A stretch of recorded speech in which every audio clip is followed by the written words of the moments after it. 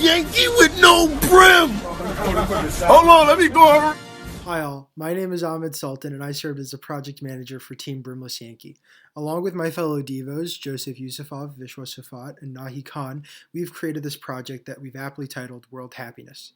Our project takes data that measures world happiness scores on a national level and visualizes it, plotting it against a number of other data sets in an attempt to find any patterns or correlations that might help us solve some questions. Like, what is happiness? What conditions can affect people's levels of happiness on a national scale, and how does happiness correlate to other national socioeconomic indicators? In the following slides, you'll see a number of different data sets and visualization techniques that we decided to use. And by the way, we use D3.js to visualize this data and Bootstrap as our front-end framework. Coming up with this project was, what is happiness? Or at least, how can we measure it, calculate it, and then use it as a statistic to compare to other data sets? So we found the World Happiness Report, which was created by the Sustainable Development Solutions Network, and it takes into account 6 different factors to analyze the weight each factor has on determining the nation's average happiness score. These are GDP per capita, health, family, freedom, generosity, trust in government. We got our data set from Kaggle, and as you can see below, it has over 150 countries, their happiness rank, happiness score, a bunch of statistical data, and then what weight they placed under each indicator, as in terms of how important it was to their happiness.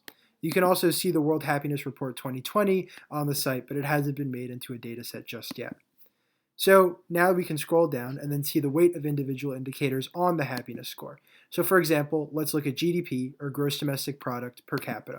If we render this visualization, we can see that generally the more weight that GDP per capita has is placed on their general happiness, the higher happiness tends to be. Is this causation or correlation? We are unsure, but we can at least see that there are some patterns within the data. So this section of our project is the terrorism section. And so basically we have some visualizations here from the Global Terrorism Database. This one is a heat map of terrorist incidents in the world, and you can see the countries that are a darker shade of red have had more terrorist incidents in the year of 2017. So this is fun to play with. And then over here we have a number of visualizations comparing terrorism to the value that members of a country place on something, like for example their GDP.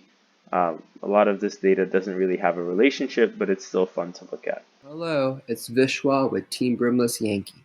Now we're going to talk about human freedom and whether it relates to happiness. So sort of to understand how we did this, what we did was we went to the Human Freedom Index. This is a data set created by the Cato Institute, and it serves as a global measurement of personal, civil, and economic freedom.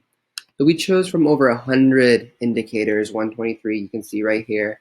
And what we did was we looked at which ones we thought were going to be the best to help you see, whether there's a relation.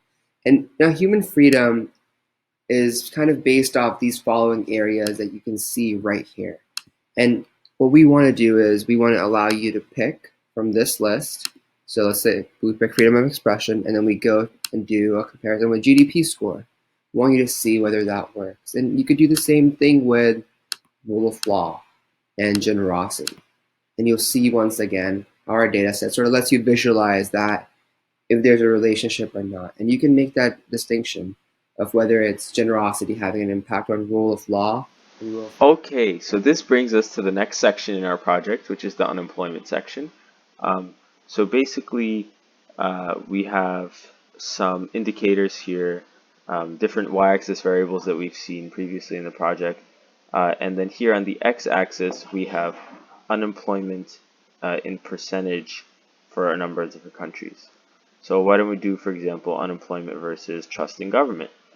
And as we can see here, the data doesn't always follow a pattern, but it's still interesting to look at. We decided to look at the QS World University Rankings from 2016 to 2017 and figure out the concentration of top universities by country, which you can see here. We have a list, and it goes pretty far down, and it's pretty extensive, and it includes a lot of countries in the world. We've decided to visualize this data in two ways, both via a geographical heat map and a scatter plot that you'll see on the second page. As you can see in this heat map, the more saturated a country's outline, or the fill of a country's outline is, the higher the number of top universities within that country. And then moving on to the next page, we can see that we have a scatter plot that we've seen in this project several times before. If we render this visualization, we can see happiness score on the y-axis versus university count on the x-axis. But we just like to issue a warning that outliers may not be included in this visualization, like the United States, which if we go back to the heat map, has the number 154. But overall, I think it shows a pretty decent relationship between happiness score and university climate. And well, guys, that concludes our video presentation of our project World Happiness by Brimless-Yankee, where Ahmed Sultan is the PM and Nahi, Vishwa, and Joseph are his dependents. So yeah, all of our sources are cited. You can check our GitHub repo. We have all of the links in our design doc and whatnot. And hope you like it and test this out yourself. Thank you.